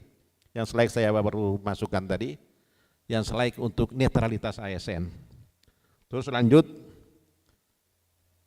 Mengapa ASN birokrat diperbutkan oleh di pemilu? Next. Di slide nomor 6. Slide nomor 6. Nah ini. Mengapa ASN birokrasi dianggap sebagai personifikasi negara? Birokrasi memegang akses informasi daerah, keahlian teknis ASN dan jumlah ASN sangat menarik dilibatkan di kontestasi politik. Bisnis interest kepentingan ASN menjaga dan meningkatkan posisi jabatan. Budaya patronase akibatnya ASN loyal membela atasan yang berkompetisi. Kondisi kita sekarang, saya sekarang posisi Kaban Kesbang Provinsi Sulawesi Utara. Kalau itu realitanya, kalau saya di Bitung akan berbeda dengan posisi saya sebagai Kaban Kesbang di provinsi. Karena seperti saya katakan tadi, karena ASN dianggap personifikasi negara, makanya negara tidak berpolitik. Kalau itu personifikasi negara, itu yang apa? Makanya turunannya aturan-aturan yang membatasi ASN, yaitu ya dalam dikatakan tadi Kaban tadi itu bahwa itu Korpri dulu memang terbawa pada situasi dan kondisi pada masa pemerintahan lama. Itu hasil Munas Korpri itu hasil Munas keputusan Korpi nomor 10 tahun 78 itu menjebak kita semua sampai sekarang terbawa. Ada bunyi di situ bahwa Korpi mendukung salah satu partai politik. Coba cari, itu keputusan nomor 10 kalau tidak salah. Itu terbawa terus secara psikologis, padahal sekarang era lain. Itu era juga waktu itu di fungsi ABRI Pak Komandan kan? Itu era di fungsi ABRI. Fraksi TNI Polri itu keterlibatan itu dalam politik, tetapi sekarang tidak. TNI sekarang keamanan negara. Mereka keluar. Itu ya apa? Jadi masalah tadi yaitu budaya patronase akibatnya SN loyal membela atasan yang berkompetisi. Siapa atasan? Tentu atasannya itu pejabat pembina kepegawaian daerah. Ini apa? Pejabat pembina kepegawaian daerah. Sudah diusulkan ke Komisi ASN, sebenarnya sudah bubar nih Komisi ASN. Tapi itu masih seperti itu kondisinya. Makanya seperti dalam pertanyaan tadi Lurah Manebo tadi, itu lebih baik tidak usah coba rumah ya. Ini kondisi apa? Kondisi di lapangan. Dalam satu rumah, ini rumah masih keluarga punya, betul. Dalam keluarga ada pilihan politik. Ini bentrok jiwa kita di situ. Satu partai A, satu partai B, satu partai C, satu kandidat A, kandidat B, kandidat C, dan selanjutnya. Makanya dalam pelaksanaan kadang-kadang makanya lebih baik menghindar daripada ini terus dilapor atau keluar dari dilapor, pasang baliho. Ini rumah keluarga. 5 keluarga ini kalau 5 anggota keluarga masih budel, baku tarik, itu kondisi di lapangan. Sekarang mana terlalu ikut, lebih baik jangan pasang. Kalau mau pasang semua. Kalau 5-5 ya pasang juga 5-5. Tapi lebih baik enggak usah pasang. Karena kan kondisi bentrok jiwa ini baik ASN. Karena ini di negara ini yang paling seksi yang mau diatur yaitu fraksi ASN. Fraksi ASN ini kuat, diberikan kekuatan finansial, birokrasi, administrasi kepegawaian. Itu ya apa? Itu lanjut. Netralitas ASN di slide 10, slide nomor 10. Coba next, slide nomor 10. Mohon maaf saya terlambat ini. Netralitas ASN merupakan prasyarat penting bagi terlaksananya fungsi ASN dengan efektif, yaitu ASN sebagai pelaksana kebijakan pelayan publik dan perekat NKRI. Oleh sebab itu netralitas ASN mengimplikasikan bahwa ASN harus fokus pada peningkatan integritas dan profesionalitas. Kita kan punya fakta integritas. Di Bitung kan ada fakta integritas. Setia kepada negara Kesatuan Republik Indonesia, bukan setia kepada oknum. Kalau saya bicara oknum ya, melenceng. Setia kepada oknum. Itu ya apa? Yang ada di fakta integritas yang kita tanda tangan bersama. Ada kan? Ada fakta integritas. Dan tidak menjaga kerahasiaan. Tapi ada aturan lain.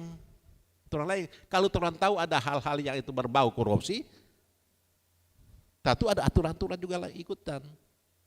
Makanya seringkali saya katakan tadi ini ASN, memang ASN yang orang mohon maaf ya Bapak Ibu saudara-saudara sekalian, mohon maaf. Ini dalam tanda kutip, orang ASN kita sudah 34 tahun masa dinas, 34 tahun. Bandingkan dengan kepala daerah paling tinggi usia pemerintahannya 10 tahun. Tapi kita bandingkan kita 30 tahun. 3 kali lipat masa tugas kepala yang sekarang ini yang kepala daerah. Sekarang kita kembalikan pada tugas kita. Apakah kita tugas 10 tahun, kita sampai 30 tahun, apakah kita hanya putus karir kita sebagai PNS? Ini kembalikan kepada kita semua. Memang kita ada apa? Kita loyal, tapi loyal pun bukan pada person. Kondisi di daerah, kondisi itu berbeda.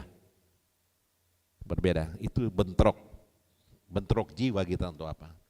Yang seperti saya katakan tadi, Korpri itu kan, kita pernah bilang begini, di Minahasa Selatan kita mewakili Korpri untuk jadi ikut melaksanakan musda. Dia bilang saya tidak pernah jadi anggota Korpri.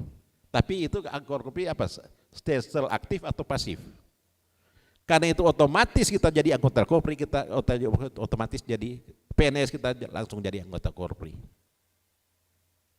Itu yang apa? Sehingga yang Korpri yang dari tingkat kota sampai tingkat kelurahan itu anggota Korpri. Nah itu makanya yang kondisi pembina kepemimpinan daerah adalah kepala daerah. Yang jadi itu bentrok kepada kita, bentrok kepentingan. Ini apa? Karena untuk mau orang pasang balihojo si kandidat A, karena dia kemungkinan mau jadi. Nanti ada kompensasi dari kepala seksi langsung jadi kepala dinas. Ada kan mimpi-mimpi seperti itu menggigau namanya. Saya masih staf, besok ketika menang si kandidat B, kita jadi, ini staf di kelurahan. Mengigaulah dia jadi kepala dinas. Setelah lantik kepala daerah yang dia pasangkan baliho, dia bilang, oh kita staf. Ada kan begitu? Ada di SKPD Bapak Ibu Saudara-saudara sekalian, kelurahan atau kecamatan. Berpikir apa? Berpikir mengigau karena si kandidat A ini kita dapat pasangkan baliho ketika lantik. Ini staf, pasti ada Bapak Ibu Saudara-saudara sekalian. Tapi orang kan tidak bisa ungkap di sini. Karena si A udah berpikir nanti pelantikan itu nanti bulan Februari sudah, yang bulan Februari nanti dari dia staf langsung loncat jadi kepala dinas atau kepala badan. Atau masih SN kemarin sore dia coba mimpi, dia mengigau jadi camat. Ini SN kemarin sore. Itu barangkali kaitan. Lanjut ada yang slide berikut. Ini larangan memberikan dukungan kepada calon presiden, wakil presiden, calon kepala daerah, wakil kepala daerah, calon anggota dewan perwakilan daerah. Ini ada berapa? A sampai G dilarang. Sudah jonda apa? Mau sahabat mau jadilah daripada mau bentrok. Karena orang kasih ini ASN apa? Kita bilang ini kan kita bilang waktu di Komnas HAM masih ada yang ikut waktu Komnas HAM. Kita itu waktu itu orang ini ASN. Ketika si calon kepala daerah ini jadilah pembina kepemimpinan daerah sesuai regulasi. Apa yang mau bina kalau terjadi ASN yang tidak sesuai dengan ekspektasi kita sebagai pemilih ASN yang sesuai aturan memilih kepala daerah atau memilih gubernur atau presiden dan wali kota. Ya gitu. Ini larangan ada apa? Ada banyak larangan. Nanti juga yang materi ini juga bagian karena cepat-cepat kita suruh baking ini yang terakhir ini semua yang tepat untuk karena audiens ini yang lebih tepat materi ini. Mohon maaf kalau materi ini agak terlambat kaitan dengan materi netralitas ASN. Lebih baik orang atur pediri jangan orang urus orang lain pediri. Dia kunci itu supaya orang aman-aman. Terima kasih.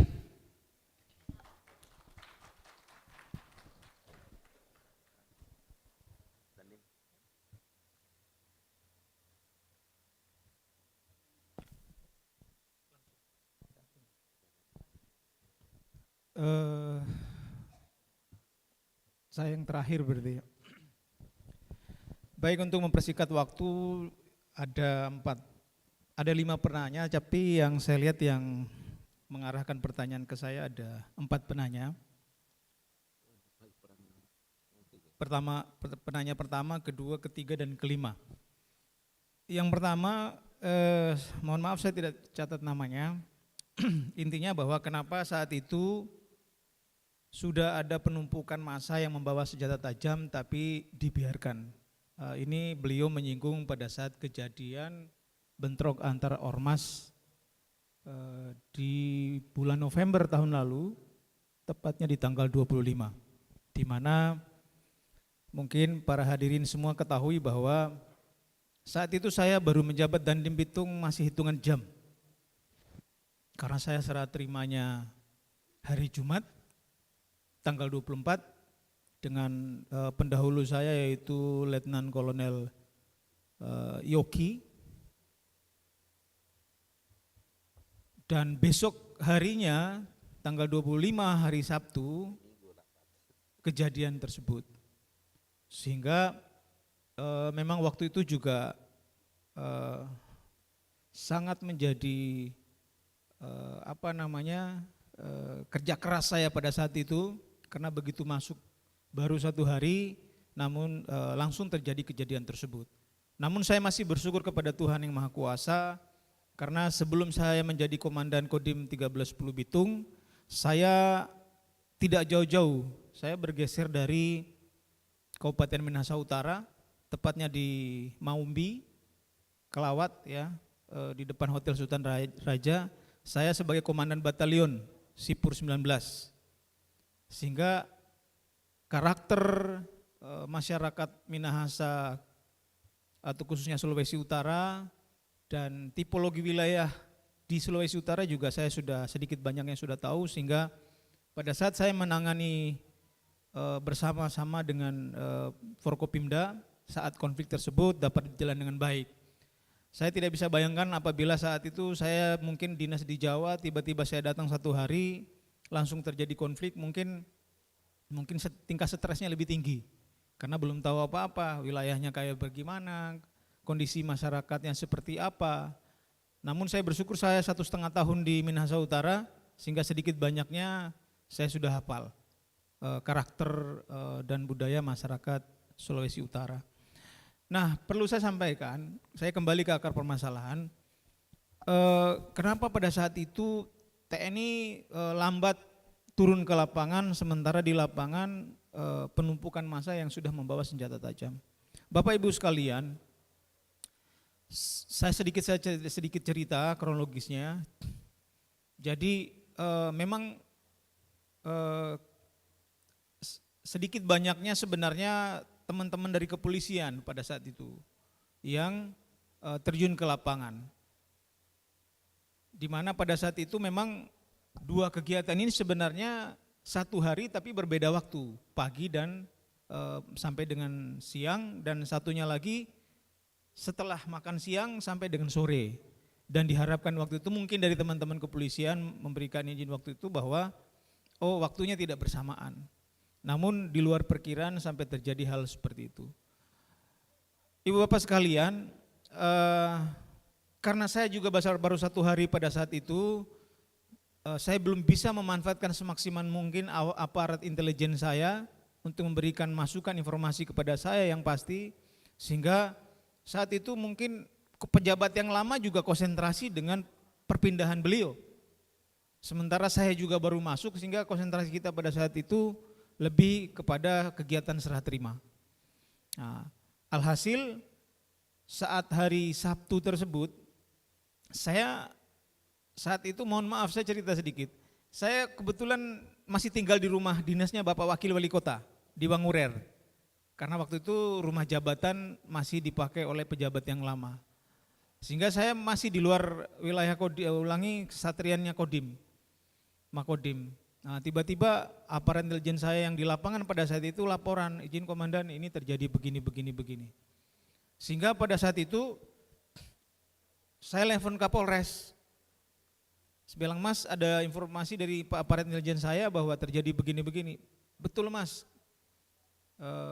Kalau bisa saya minta bantuan 1 kompi untuk membantu. Padahal kekuatan mereka sebenarnya di lapangan saya itu sebenarnya sudah memadai, karena dari Polres ada BKO dari Brimob Polda waktu itu dengan barakudanya sebenarnya waktu itu.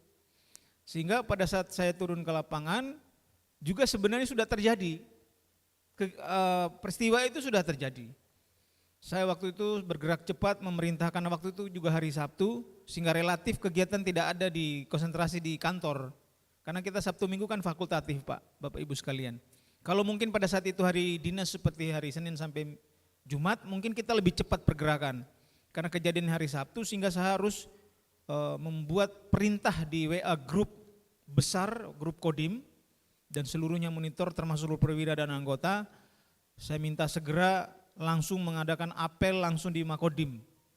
Saya waktu itu langsung ke Makodim memberikan apel, langsung terjun ke lapangan. Namun peristiwa itu sudah berlangsung, saya langsung turun ke tengah-tengah konflik tersebut, penyekatan massa yang dari Pardo di Pasar Kanopi, sehingga termasuk saya sendiri juga sebagai korban gas air mata dari rekan-rekan Brimob.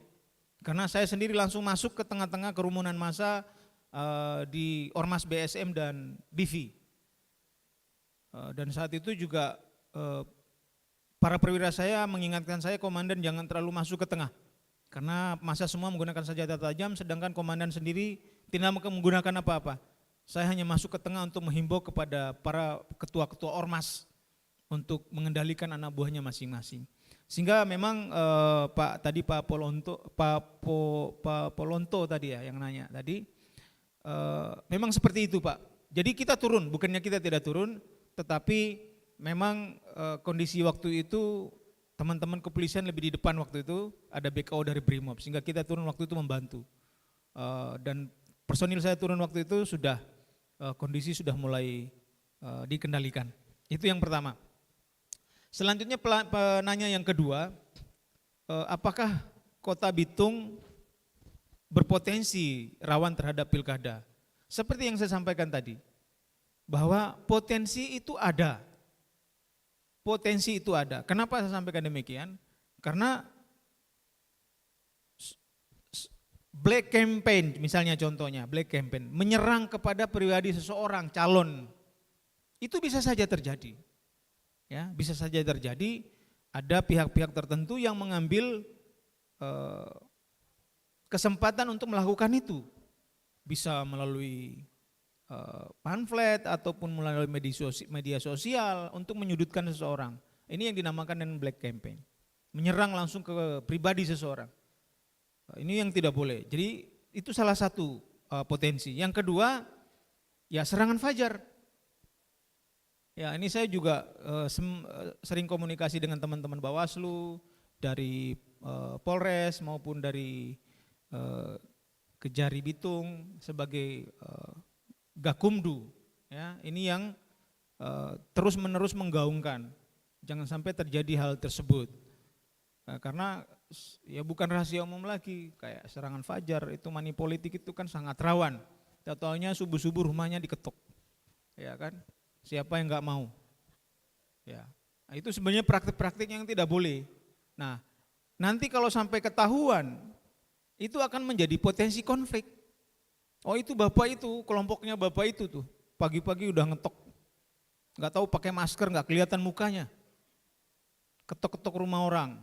Nah, ini yang perlu diwaspadai, jangan sampai terjadi itu, sehingga potensi-potensi itu ada. Ya termasuk yang saya sampaikan tadi, pemilih pemula. Pemilih pemula itu terjadi kebingungan dia nanti di bilik suaranya. Ya, bilik pemilihan dia bingung. Misalnya dia kemarin Pilpres, dia belum 17 tahun. Tetapi begitu pada saat pilkada, dia sudah bisa memilih.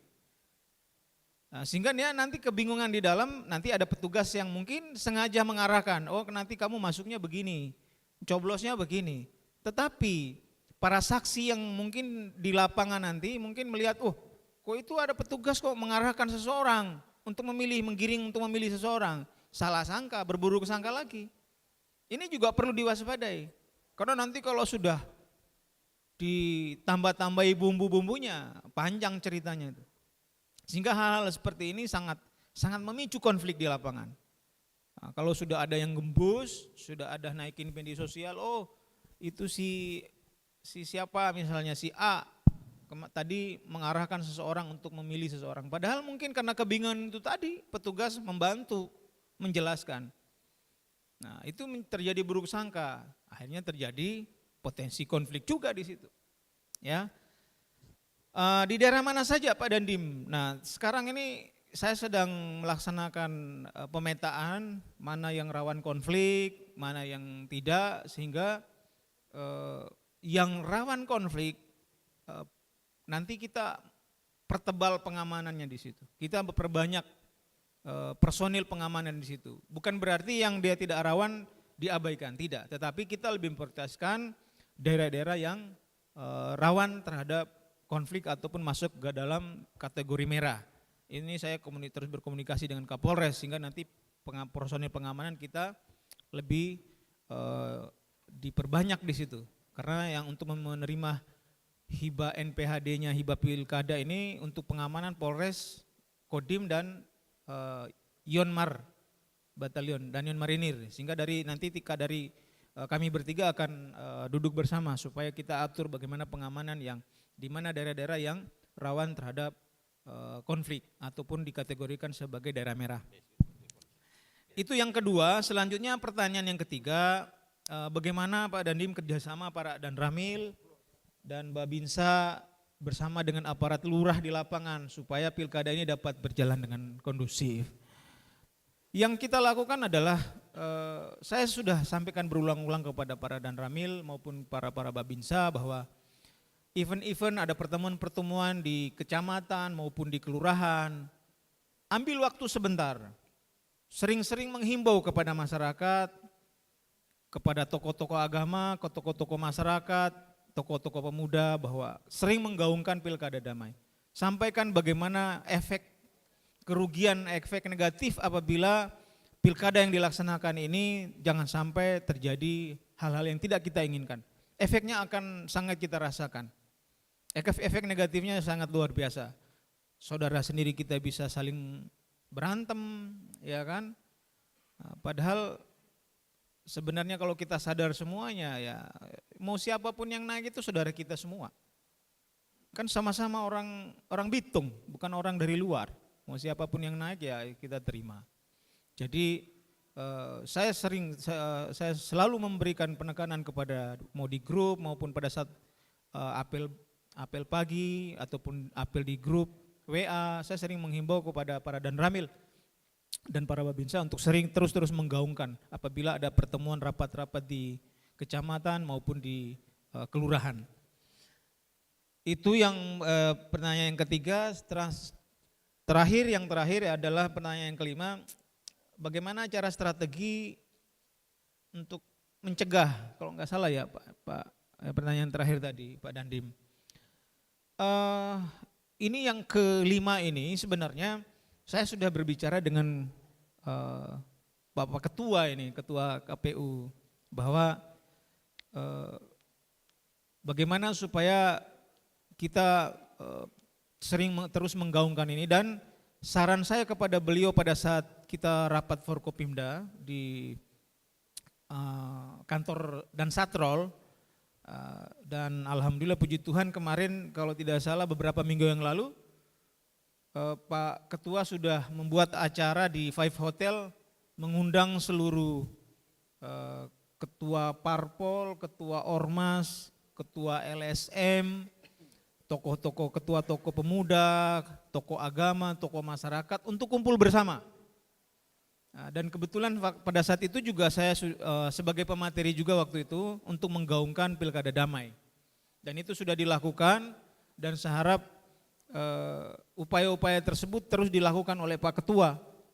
Ya, jadi mungkin hari ini seluruh ASN ya yang sudah dilaksanakan hari ini. Namun nanti yang berikutnya termasuk para media, awak media juga sudah saya lakukan itu.